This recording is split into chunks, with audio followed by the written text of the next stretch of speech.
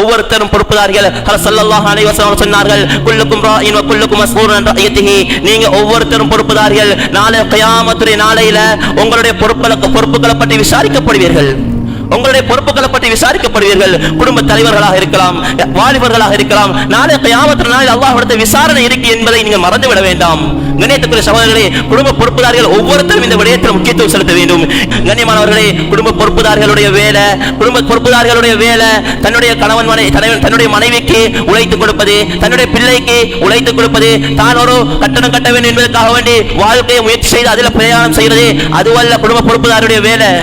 கண்ணியமான சகோதரர்களே, அதை எவ்வாறு அவர் மதித்து வாழ்கிறாரோ, ஏனைய அல்லாஹ்வுடைய கடமைகள், ஸல்லல்லாஹு அலைஹி வஸல்லம் சொல்லப்பட்ட கடமைகள் அனைத்தையும் தன்னுடைய வீட்டில் நிலைநாட்டுவது குடும்ப பொறுப்புதாரியுடைய மிக பெரும் பொறுப்பாக இருக்கிறது. ஒரு அடியான், ஒரு நபர் இந்த உலகத்தில் பிரயாணம் செய்கிறாரா, தன்னுடைய வாழ்க்கையை நடத்தி கொண்டு போகிறாரா, அவருக்கு துனியாதான் வாழ்க்கை, மௌத்தை மறந்து இதுக்கு பின்னால் எனக்கு ஒரு மௌத் இருக்கிறது அனைத்தையும் மறந்து அந்த அடியான் துனியாவை நோக்கி பிரயாணம் செய்கிறாரே, தான் உழைக்கணும். கண்ணியமானவர்களை, யாருக்காக வேண்டி உழைக்கிறாரு?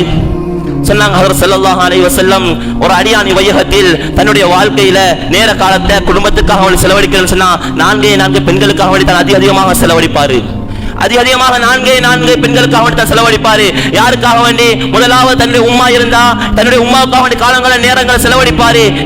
ஏன் உம்மா இன்னொருத்தட்ட போய் கையேந்த கூடாது, ஏன் உம்மாவை நல்ல முறையில் பாதுகாத்துக் கொள்ள வேண்டும் என்பதற்காக வேண்டி தன்னுடைய உழைப்புடைய விஷயத்துல கரசனை செலுத்தி அவர் அந்த விடயத்தில் ஓடிக்கொண்டிருப்பாரு. இரண்டாவது கல்யாணம் கட்டிட்டாரா, தன்னுடைய மனைவிக்காக வேண்டி.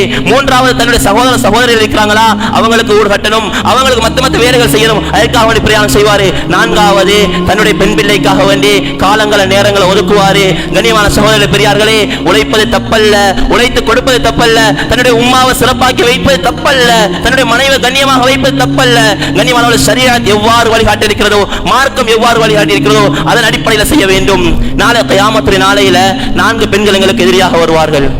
4 பெண்கள் எங்களுக்கு எதிராக வருவார்கள். நன்றாக கவனித்துக் கொள்ளுங்கள். கண்ணியமான சகோதரர்களே, அல்லாஹ்வின் இஸ்லாமிய அடியார்களே, நன்றாக கவனித்துக் கொள்ளுங்கள். 4 பெண்கள் நாளை கியாமத்துடைய நாளில் எங்களுக்கு எதிரியாக வருவார்கள். முதலாவதாக வருவார்கள் தன்னுடைய தாய் வருவாள், இரண்டாவதாக வருவாள் தன்னுடைய மனைவி வருவாள், மூன்றாவதாக தன்னுடைய சகோதரி வருவாள், நான்காவதாக கண்ணியத்துக்குரிய அல்லாஹ்வின் நல்லடியார்களே, அன்பின் இஸ்லாமிய சகோதரர்களே, தான் இந்த உலகத்தில் புத்தி வளர்த்த தன்னுடைய மகள் வருவாள். 4 பெண்கள் வந்து சொல்லுவாங்க அல்லாஹ்விடத்துல, யா அல்லாஹ், உலக வாழ்க்கையில நல்ல முறையில் வைத்துக் கொண்டாரு, உலக வாழ்க்கையில எந்த குறைபாடும் செய்யறல, உண்கிறதுக்கு உணவு தேவையா தந்தாரு, குடிக்கிறதுக்கு குடிபானம் தேவையா தந்தாரு, வாழ்றதுக்கு வீடு வசதிகள் தேவையா ஏற்பாடு செய்து தந்தாரு, எல்லாம் செஞ்சாரு.